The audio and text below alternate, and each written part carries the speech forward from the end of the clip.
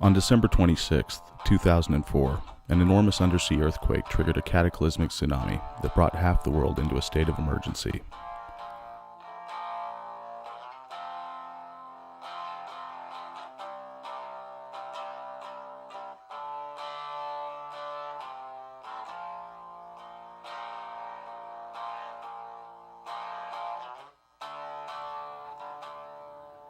The impact of the Boxing Day tsunami was instantaneous and global.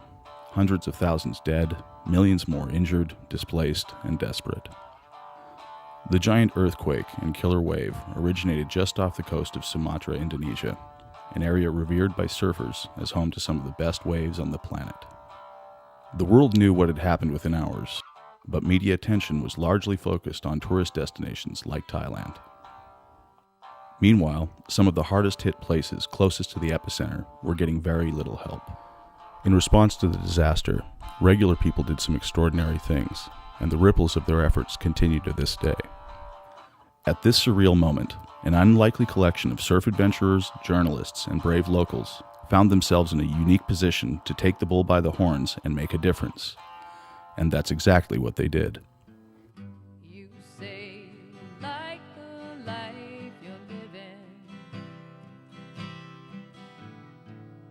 Taking what you get, it's what you given. Is it fate or divine intervention that led me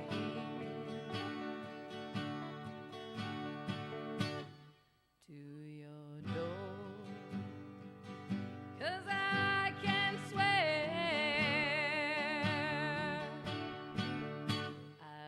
here before.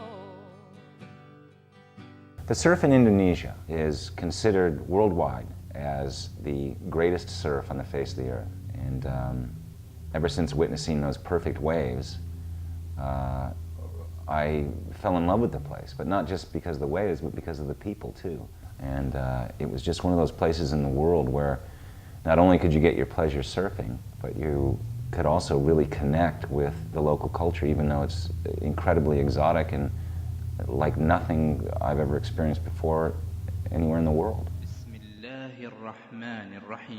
ألهاكم التكاثر حتى زرتم المقابر كلا سوف تعلمون ثم كلا سوف تعلمون كلا لو تعلمون علم اليقين لترون الجحيم ثم لترون. The indigenous people of Padang and West Sumatra are from a traditionally matrilineal society known as the Minangkabau. Okay, the story of Minangkabau. You like the story? Okay. The story of Minangkabau. The roof of Minang buildings means the horn of the buffalo. A long, long time ago, there are still kingdoms in Indonesia. Java wanted Sumatra as part of its own. It's gonna be a big, big fight. One of the advisors of our king said that, King, there's no way that we can do that fight. We don't have that kind of good army. And the king said, so what to do? The king of Java and the king of Sumatra decided to have a bullfight to determine who gets the island of Sumatra. If we went to war, maybe so many victims there, but by buffalo, no victims at all, but we can solve problem. The king of Java said, oh, no problem. They got the biggest, toughest bull they could find, and said, we're gonna take on Sumatra. We don't have that big buffalo that they have. They said, it's okay. We have to find some other way. Sumatrans got a little tiny calf and starved it to the point of it just really wanted some milk. And they put steel horns on it and sent it out into the ring with this big giant bull. And the big giant bull wasn't afraid because it was just a little tiny one. The baby see the big buffalo and he thinks it's just the mother, and the baby go right to the belly. The little tiny one went up to try to suckle and gored the big bull, and Sumatra won the contest and kept the island. And after that, since the deal is when they get lost, they will leave the Sumatra, and at the time just living. And no war at all. No. Oh yeah, the roofs of the houses are now in representing the horns. The roof of Minang buildings means the horn of the buffalo. So it will remind us that to win some things, we don't need power. The power is not the only things, but we need is clever. We have to think. A bustling city of 1 million people, Padang is the coastal capital of West Sumatra and the center of the booming surf industry there. If you've been to surf the perfect waves of Sumatra, you've probably been to Padang and the Batang Arau Hotel. Christina Fowler and Chris Skura, or Scuzz, run the hotel, along with the surf company Sumatran Safaris. I came to surf, came for warmth, came for travel and experience. I've done a lot of travel before, but primarily surf, definitely, that was the goal. This is the eighth year I've been in Padang. This is my home. This is my home. My home is in Victoria, Mornington Peninsula, in southeast Australia. That's where family is, but this is my home. Scuzz and Christina have been taking surfers to the perfect waves here for years, and surfers were the front lines of response when duty called in their adopted backyard. Chris was out to sea when the earthquake and tsunami hit. He returned to Padang to watch the unbelievable aftermath unfold on television.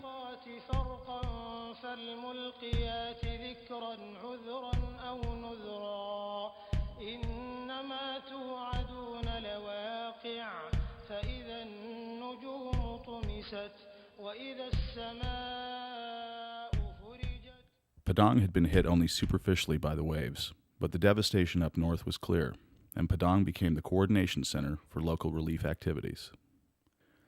With their intimate knowledge of the area, Christina and Scuzz organized the first aid missions to the outer islands aboard their surf charter ships. Chris went with his sister Alyssa, an Australian medical student in Padang, while Christina ran the operation from the hotel. Yeah, we were one of the first ones out there. To the islands just off the coast, just the little islands that we surf on. We took everything out of the bank. We had a lot of off-season money that we spend on the boats during off-season, and it sits in the bank until we need it. And so we just dragged it all out and spent it all to load the boats up and go. And as soon as Chris got back, he was back on a boat going out again, because we didn't get it, but we were sure that they must have. We gave basic supplies to everyone. Mostly wanted fresh water and food. It was right down to basics. We took about, I think, approximately 70,000 US dollars. It's about 100,000 Aussie. And yeah, it was, when she first told me, I was a bit shocked. But that didn't really last long. It was like, felt so good.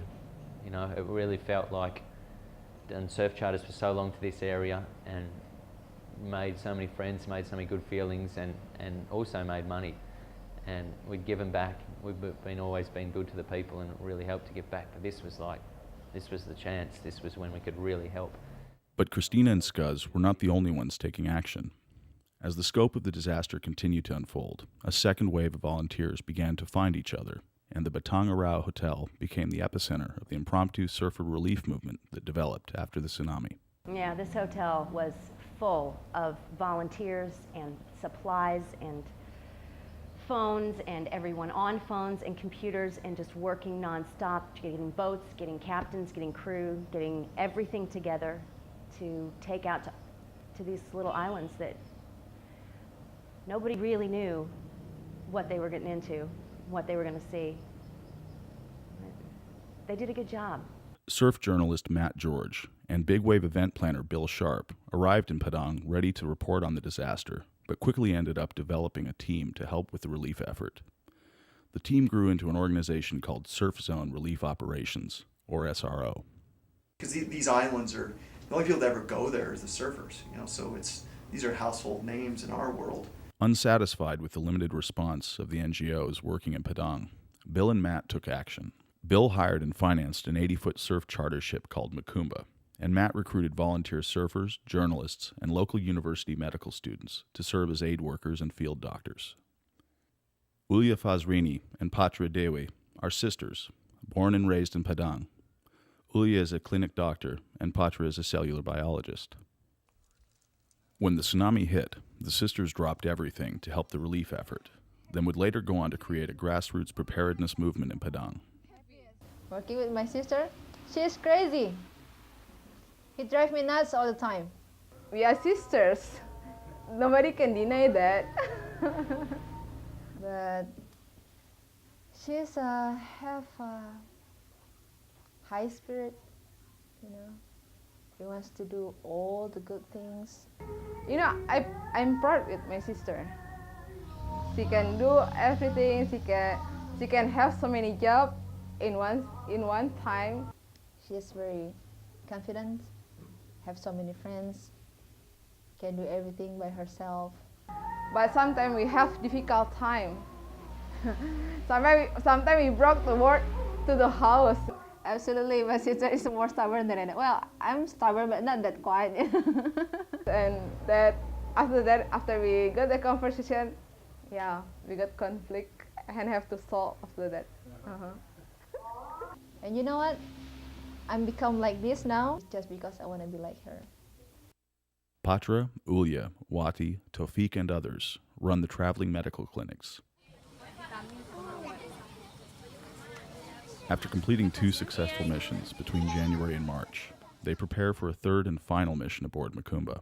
We have our sort of head people here, Matt and Sam and I, but what we achieved there was by developing a network of people to get everything done. The money's here. Who do we call to start getting it provisioned? Charlie knows that.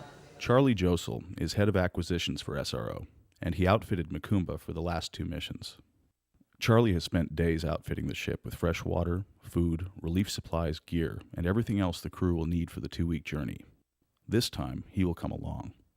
As with most of the crew, it is his first time on a long boat voyage. I want to know what is happening actually over there, because I just heard and saw on the TV and never see what actually happened over there.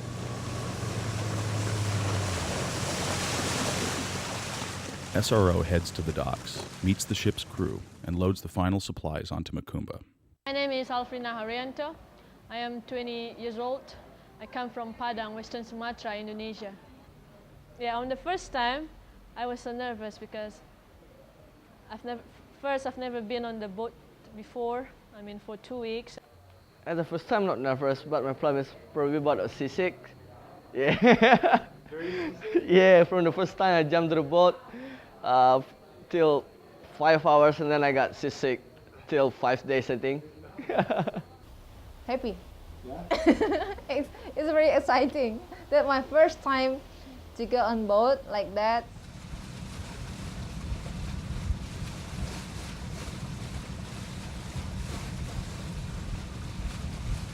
We're putting in at Teluk Siberut.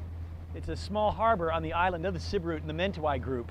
Our first primary mission is to stop here and pick up a load of dugout canoes.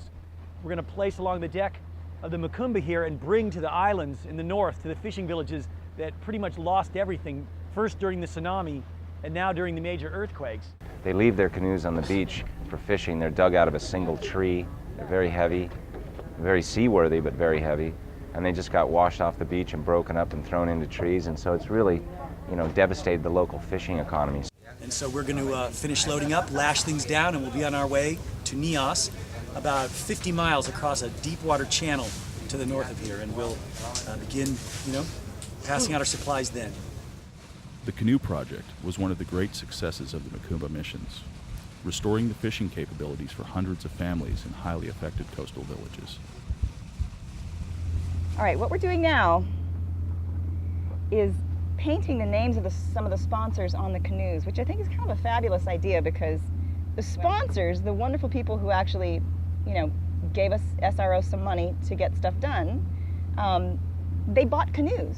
But this is their lifeline in the villages that we're going to. These are villages of fishermen. You have to get in your canoe and get out there and gather your fish. That's their lifeline. So what we're doing is we're painting the sponsors' names on the canoes and taking pictures and sending them off. So I think it's great. When the canoes show up all painted and when it is explained to them what these names mean and who these people are, they're just thrilled. They're very happy about that. That's a really brilliant idea to give a canoes, because with a canoe, they can get a fish. Yeah, it's better than we give like just Indomie and instant noodle like that. After they eat it, it's finished. If we give them canoe, something like that, they can fish. And like what I heard from the other captain of the boat, they said that they see our canoe everywhere on the sea. This really makes me happy about that. It's amazing how something this simple can have such a profound effect on an entire village. So thank you to the sponsors.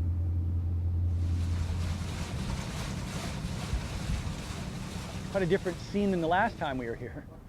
Back then, none of this reef was here. All this has been thrown up by the earthquake. We're still landing in the same place, but I mean, you can see the topography here has changed incredibly. Look at the reefs come up at least like 3 or 4 feet. Entire islands were raised out of the water. Reefs that had been growing under the island for millennia were suddenly thrust up yards into the air to bleach in the sun like a coyote's skull in the desert. Within days, entire reef systems were dead and as sharp brittle as broken glass.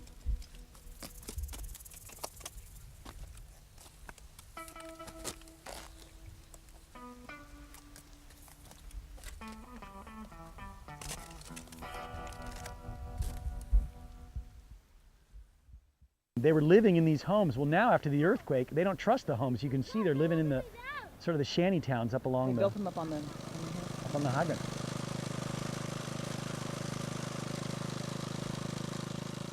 Yeah, we live here. The first tsunami, very strong. The people always go to the mountain, They're scared about the ocean, come to the town, We go to the mountain, sleep in the mountain right now. The people not walk, just scared about the earthquake. The sheer force of the moving earth continues to amaze the crew. This small island was actually tilted on its axis, one side thrust into the air, and the other dipped into the sea. Okay, see the low light, that whole front area there is lowered about 3 or 4 feet. And about 2 blocks inland, all the houses are uninhabitable because now the tide comes up and flows into them. With the permission of the local military, the crew unloads the cargo ship. This medical stuff that we left for the medical, for public health here, like a meal, easy, like antibiotic that the midwife can use. Alaban is in need of building and medical supplies and can also make use of the canoes and rice. Here, however, they do not need a field clinic. At the clinics provided in other villages, Patra organizes the operations and runs the front desk. Ulya leads the clinic along with Wati and Taufik. By now, their field clinic system is smooth.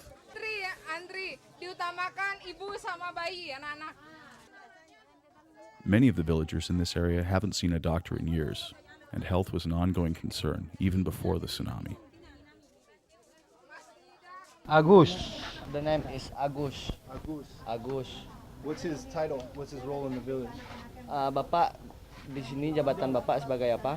Kepala dusun. Kepala dusun. Ya. He's the head of the village. What does he think of the clinic?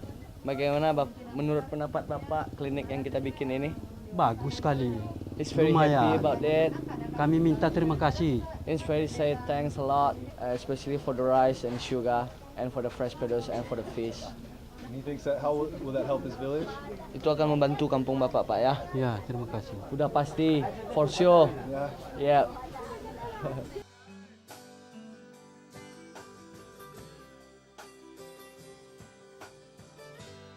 Even today, the foundation of Kagami's ongoing work rests firmly in the bonds formed during relief work aboard Mikumba.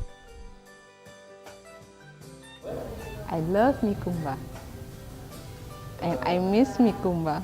I really miss the moment that we had on Mikumba, and then what I mean is giving help to the people, the feeling of giving help to those people.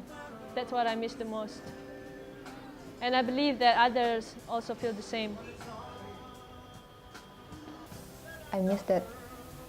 I miss to be in that Mikumba again.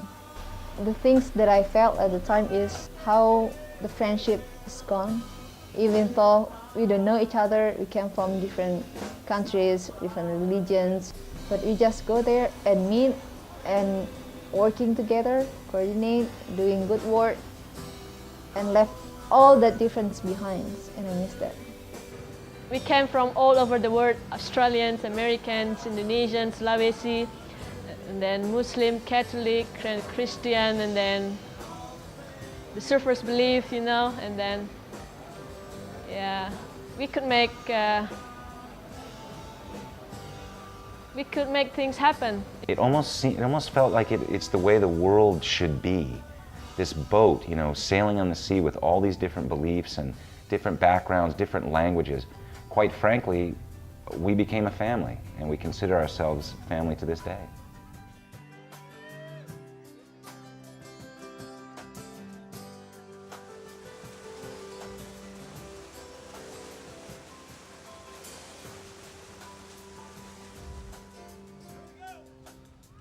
On the return trip to Padang, there is time for a brief surf stop in Lugundi Bay. I'm behind. Are you going in the boat? Yeah.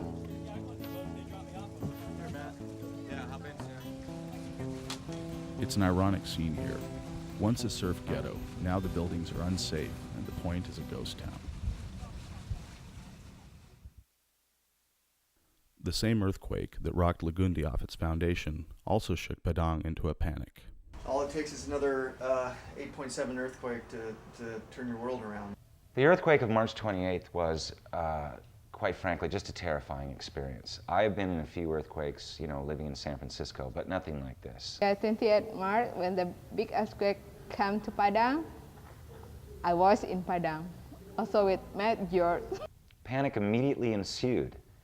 The streets were filled, the cars all jammed up, nobody was really going anywhere. We couldn't get out to high ground. We didn't know whether a tsunami was on the way or not.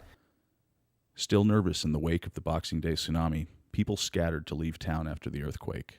Gridlock shut down the city, and most of the people in Padang would have died if the tsunamis had been larger that day. Padang is going to have a tsunami at some point. I mean, it's had them in the past. There's been two recorded ones here, 1833, 1797. Like California, Sumatra lies along a giant fault line. Unlike California's fault, this is a subduction zone. Subduction zone is where two tectonic plates that ride on the crust of the Earth are mashing into each other, and one is sliding underneath while the other rides above it. Subduction zones are important because this is where some of the largest earthquakes ever recorded on Earth have happened, and also generally where tsunamis are generated. Padang is, yes, I think so, in danger, yes. Padang is in danger of the next tsunami. And when that great fault fails, it's going to cause an enormous wave, and it's going to head straight for Padang City. The mayhem of the March 28th earthquake made it clear that Padang was not ready for this kind of an emergency, and the city had no evacuation plans at all. Operating in Padang for 3 months now, Patra, Ulya, Matt, and the rest of the SRO team have become a tight unit, recognized by city officials for their relief work aboard the Mikumba. They decide to focus their attention on preparedness in Padang. But could a tiny group of volunteers convince the city government and the local community to participate in a citywide program of education and evacuations? The idea is to make mitigation program, especially how to evacuate people if the tsunami comes. We took that idea to the government, and government said, okay, we are happy for that. And also, this is not going to take a great deal of equipment, mind you, which is the best part. I'll explain everything at the meeting, but I don't want to have to do it 10 times. I want to do it once to the right people. Dia tidak mau bicara gini sering-sering, Pak, tapi dia cuma ingin memberikan.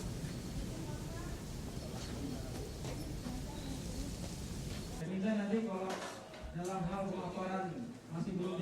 I can't stress enough that this meeting is meant to be an exchange of ideas, and I certainly hope if you have any questions later, we can exchange those ideas. But for now, here's how it's going to work, is to separate different zones of the city into different zones so that each different district, in case the alarm goes off, can all evacuate in a different path rather than everybody just getting on this road and cramming everything shut. These people will seek high ground here, these people can seek high ground here, and we educate each district so that when the alarms go off, they know exactly where to go and exactly what to do. The police are interested. SRO's evacuation plan climbs the city chain of command, and SRO meets with the mayor. As David's pointed out, the idea of putting sirens in towers is something that is very, very easy. The difficult challenge is moving a population calmly to safety. Pasang sirene di menara itu gampang. Berapa lama datang peralatan lain untuk? Okay. Yeah, Bapak asking about the equipments from that we're gonna bring here. We're going to be bringing the sirens, and we're also going to be bringing generators. Tell Papa they're on their way. I do not know the exact arrival, but they are on their way. Ya, kalau bisa kantor kita cepat, kita bisa melakukan pertemuan di sana, Bapak, dan kita bisa kerja cepat. Koordinasi dengan Pak Asman ya. Okay. The government support us, but now only for the administration, like letter, permit, just about, support not for fun right now, but they help us. The local government in Padang seems as interested in seeking capital improvements as they are in community preparedness, but they agree to allow SRO to begin designing a rough plan for a simulated evacuation in the city. The president of Indonesia will be in Padang for a tsunami awareness event tomorrow. The mayor has asked SRO to make a presentation to the president as part of Padang's preparedness plan. With less than a day before meeting the president, SRO again recruits students and faculty from Andalas University, this time to help draw up a rough draft of the evacuation plan. Perhaps the most important part is educating the people that live in these districts so that they know there's a plan and that if they move orderly, they can get to a safe place. Oke, jadi yang paling penting juga adalah bagaimana mensosialisasikan ke masyarakat. The city has opened a temporary tsunami information center at the beach. Thousands of people are in attendance to see the president, and SRO will make their key presentation. It is an important day for the future of the evacuation planning in Padang, and for the people who will meet the president.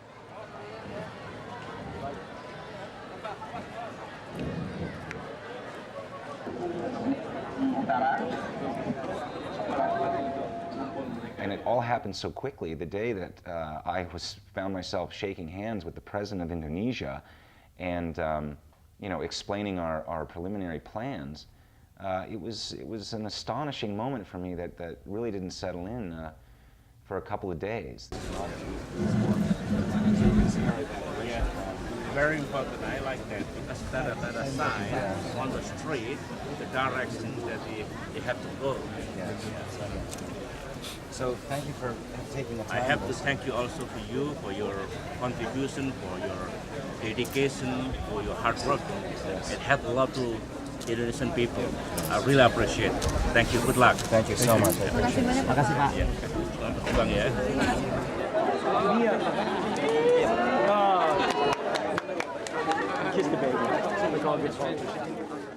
The president likes the plan, and the mayor gives permission to run the evacuation simulation in Padang. The students are thrilled to see their work on display for the president, and SRO turns their focus towards evacuation planning. They've undertaken a complicated task, and it will require a monster effort to deliver just 2 short months from now. But with Makumba's tsunami relief missions completed, SRO begins to wind down its formal operations. Within a few more months, the organization will be disbanded.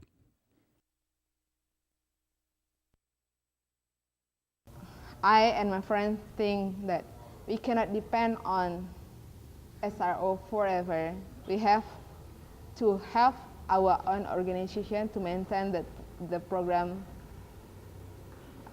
until all the people get education. Patra and Ulya have become the glue of the evacuation planning and preparedness effort in Padang. But to advance their work locally, they will need to form their own organization. It will be called Kogami. Translated, Kogami stands for Tsunami Alert Community. As an NGO, Kogami will be dedicated to promoting awareness and preparedness.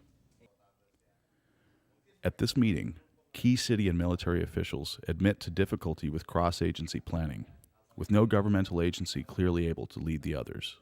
Because of their placement as a non-governmental organization, the city asks Kogami to coordinate the preparedness effort. However, they cannot fund the operations. Everybody's happy.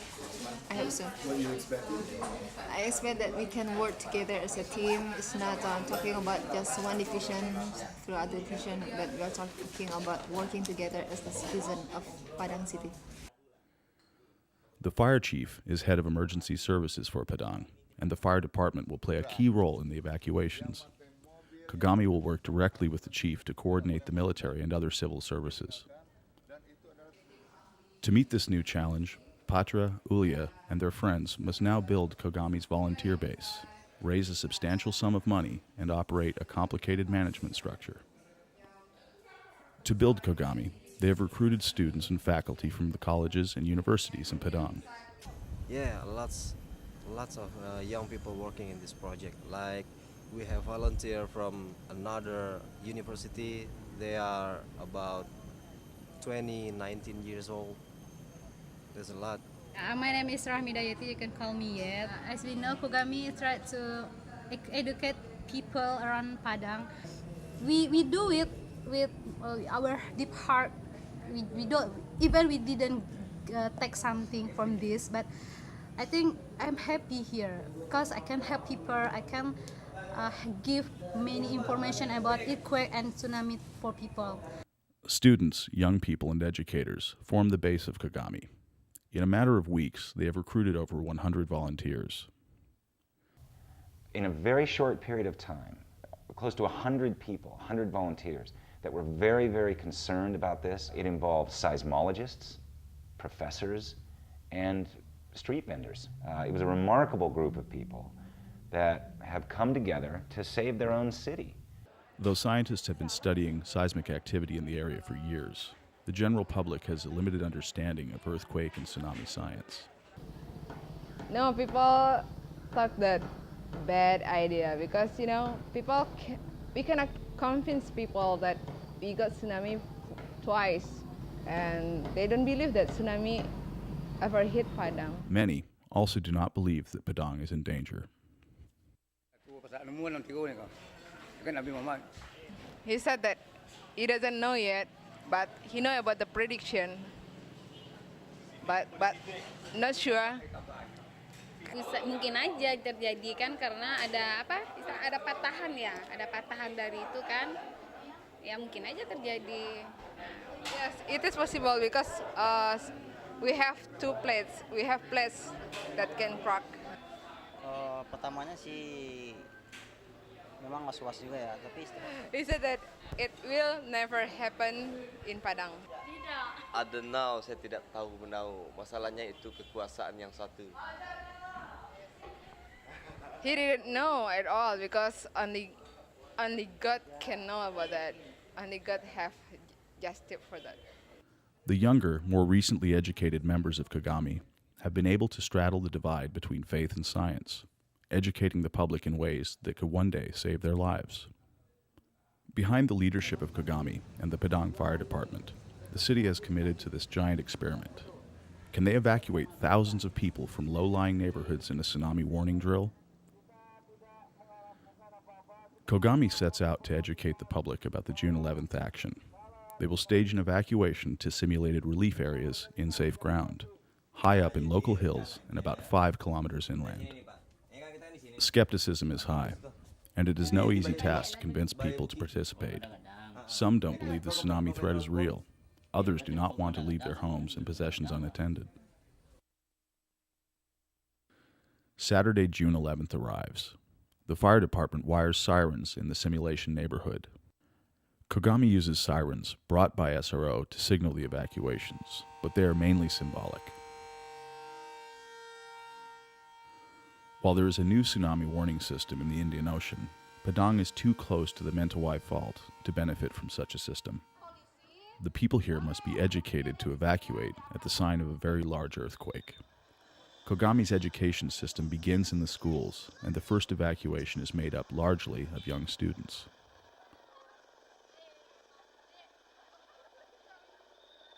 Scientists predict that an earthquake of 8+ magnitude lasting over 1 or 2 minutes is likely to cause a tsunami here within 15 to 40 minutes. The public must know that when a giant earthquake strikes, it's their cue to get out of town on foot, bicycle, or motorbike, but not by car. Okay, of course, we not allowed the car going on the road.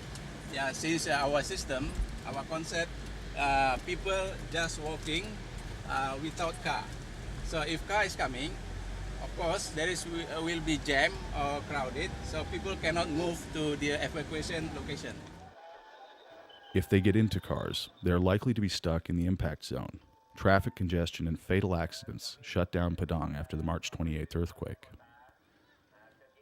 Kogami's plan has focused on educating people that they can walk to a safe distance or elevation within 15 to 30 minutes, just enough time to escape the tsunami following a giant local earthquake. How do you feel this evacuation went? Sedikit demi sedikit, cuman paling tidaknya untuk awal ini udah bagus banget. Yeah, gradually we can make it much better, but for the first time, it's quite good. What does Kabuik think is the biggest challenge that we're facing? Apa tantangan yang kita hadapi dalam masyarakat, society? Yeah. After months of planning, organization, and hard work, the first simulated evacuation is complete. An estimated 5,000 people participated, including 3,000 children. Although modest in size, the evacuation is a giant success in Padang, and more actions are immediately planned. Despite some pushback from city officials who fear scaring tourists, Kogami spends the next few months organizing flyer campaigns, beach walks, developing a classroom curriculum, and other awareness activities. With the year anniversary of the tsunami quickly approaching, Kogami is feeling pressure to run a citywide simulation on December 26th. However, the city has yet to provide any funding at all. Supporting Kogami actually because I believe that we have to do something here to save the people, because we will be shameful if earthquake and tsunami hit West Sumatra and the victim will be more than Aceh victim. It will be shameful for us here who live in West Sumatra. Therefore, I try my all effort to support Kogami. After finally securing funding from local citizens and businessmen, Kogami agrees to perform another simulation on December 26th.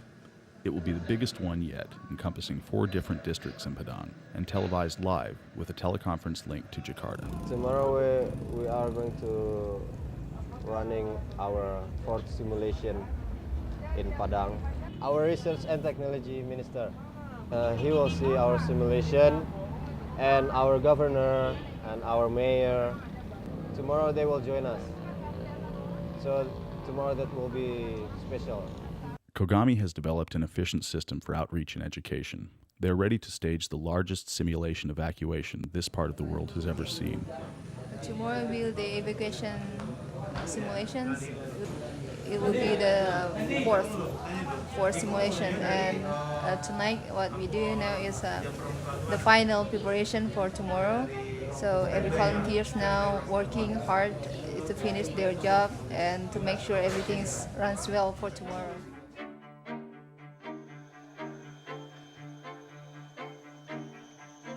Today is the simulation, evacuation.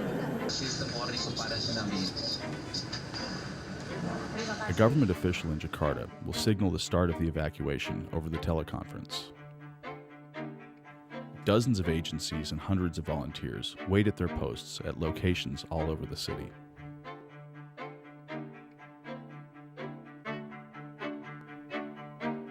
the signal to begin the simulation is late from Jakarta. Someone in Padang starts the sirens early. Wicak tries to stop it, but he can only watch as people flood the streets, and in a matter of moments, the evacuation is underway.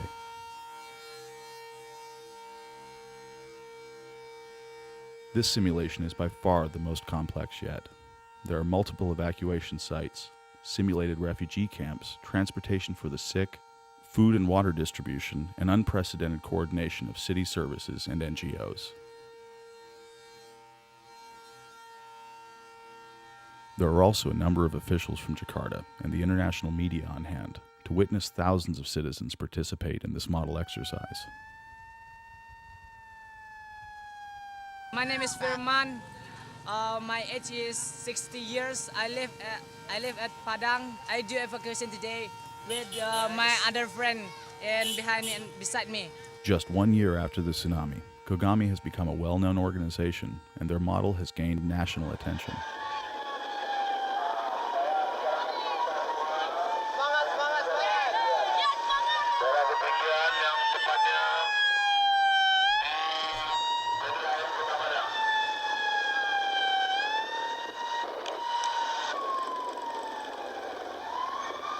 All the people within simulation area right now go to the refugees camp.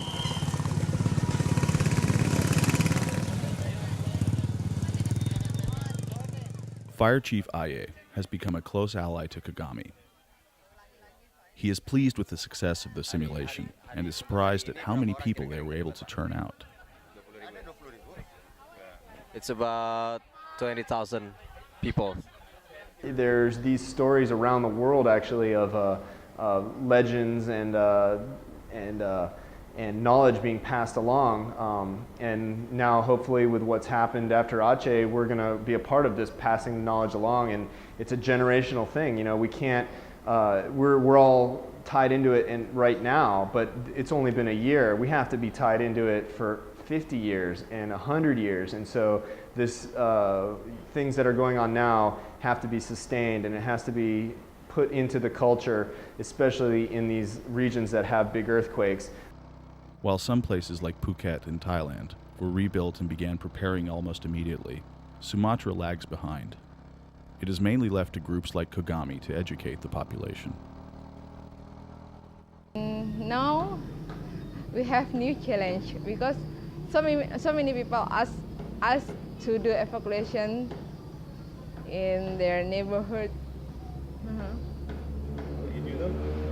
Yeah, of course, if we have budget and resources or not. That's our program, main program to educate people. Today, Kogami has become an international leader in community-based earthquake and tsunami readiness. Over 50,000 people have participated in Kogami's activities.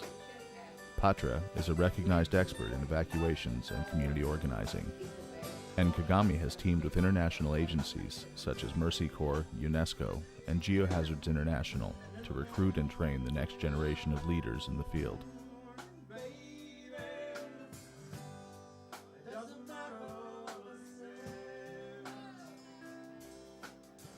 Ever since the surfboard became small enough to carry under your arm, surfers have been searching the earth for waves and the experiences that come with them.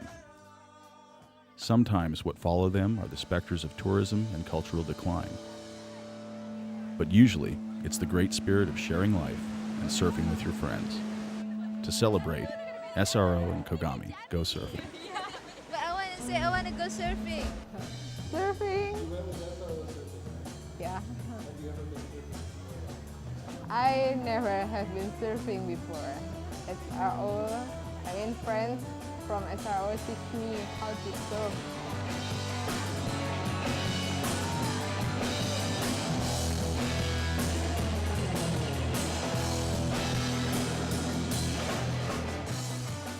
Go surfing?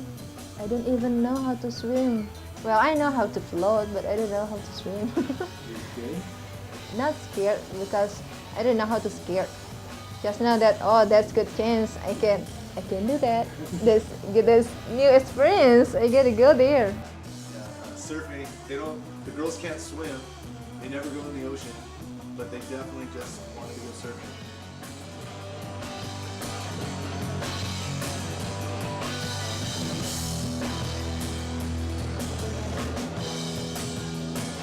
Wonderful. Even though I cannot stand up properly. Yeah. Yeah, I'm wearing jilbab when I'm surfing. Not at all.